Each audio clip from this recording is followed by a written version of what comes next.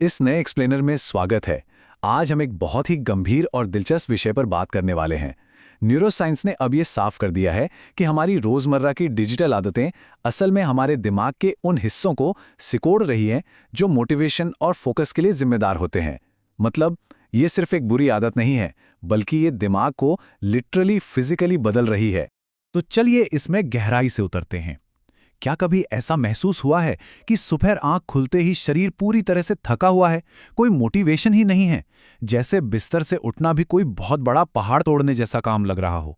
शरीर तो जाग गया है, लेकिन दिमाग अब भी कहीं सोया हुआ है। इसके पीछे कोई जादू नहीं है, बल्कि एक बहुत ही सॉलिड साइंटिफिक कारण है। आज के सफर में हम इन 5 मुख्य चीजों पर नजर डालेंगे।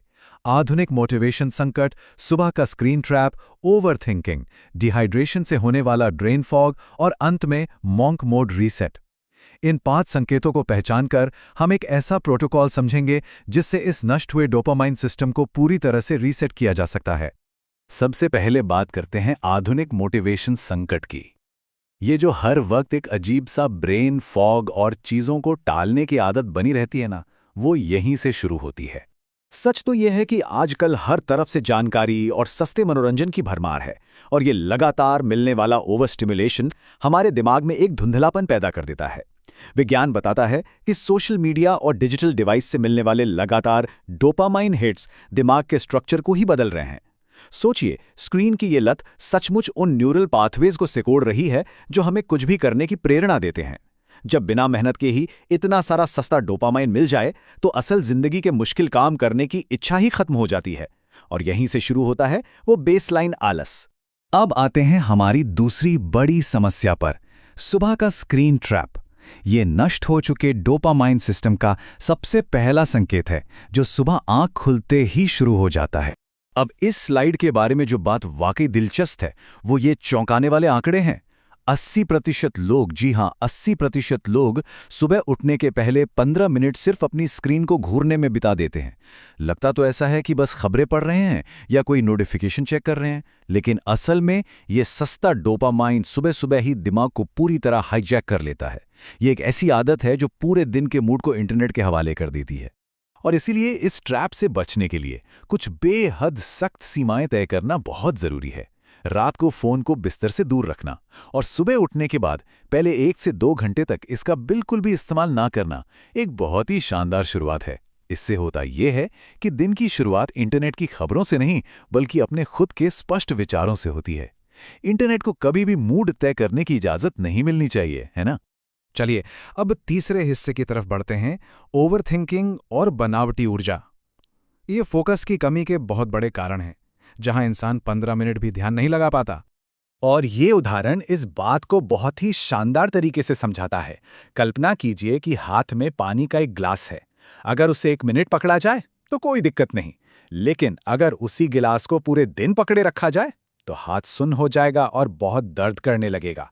ओवरथिंकिंग भी बिल्कुल इसी तरह हमारी मानसिक ऊर्जा को चूस लेती है। एक ही विचार को लंबे समय तक पकड़े रहने से बस चिंता, निराशा और हर काम को टालने की आदत जन्म लेती है। तो इस लगातार सोचने की बीमारी का तुरंत इलाज क्या है? वो है 5 सेकंड का नियम। जब भी विचारों का ये जाल हावी होने लगे तो बस 5 से 1 तक उल्टी गिनती गिननी है। दिमाग को निर्देश देना है कि सोचो मत, बस करो, और तुरंत एक्शन लेना है। सच मानिए, खुद को किसी काम में व्यस्त कर लेना एक बेचैन और ज्यादा सोचने वाले दिमाग के लिए सबसे बेहतरीन दवा है। और हाँ, ऊर्जा के स्रोत भी दिमाग पर बहुत गहरा असर डालते हैं।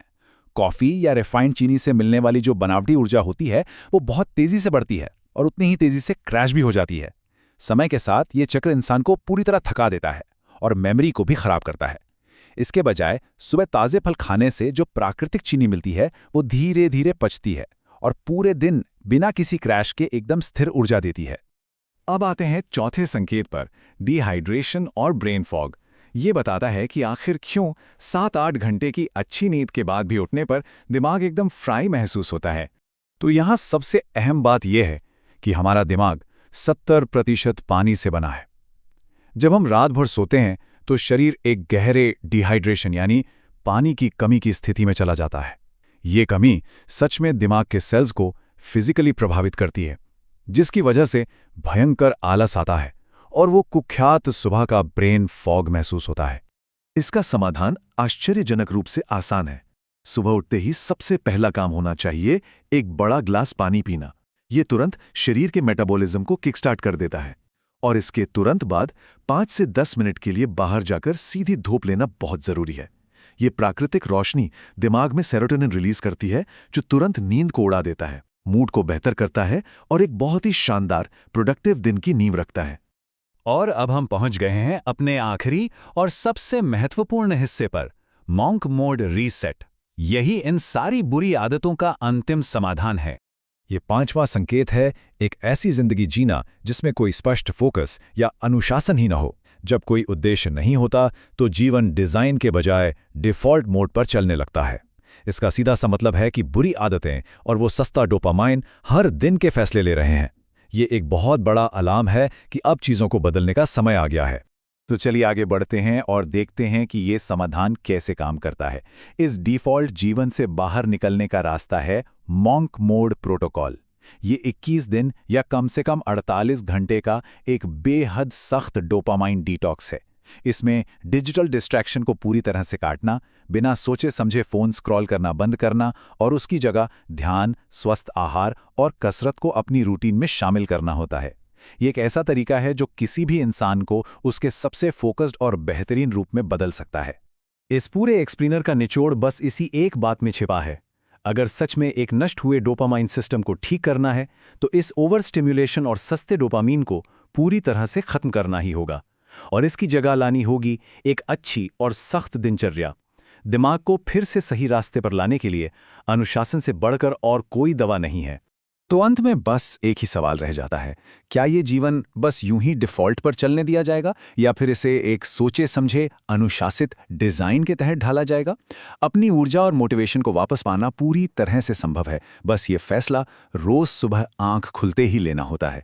आज के इस एक्सप्लेनर में साथ जुड़ने के लिए बहुत बहुत धन्यवाद। मुझे उम्मीद है कि ये जानकारियाँ एक बेहतरीन और फोकस्ड दिनचर्या बनाने में बहुत काम आएंगी।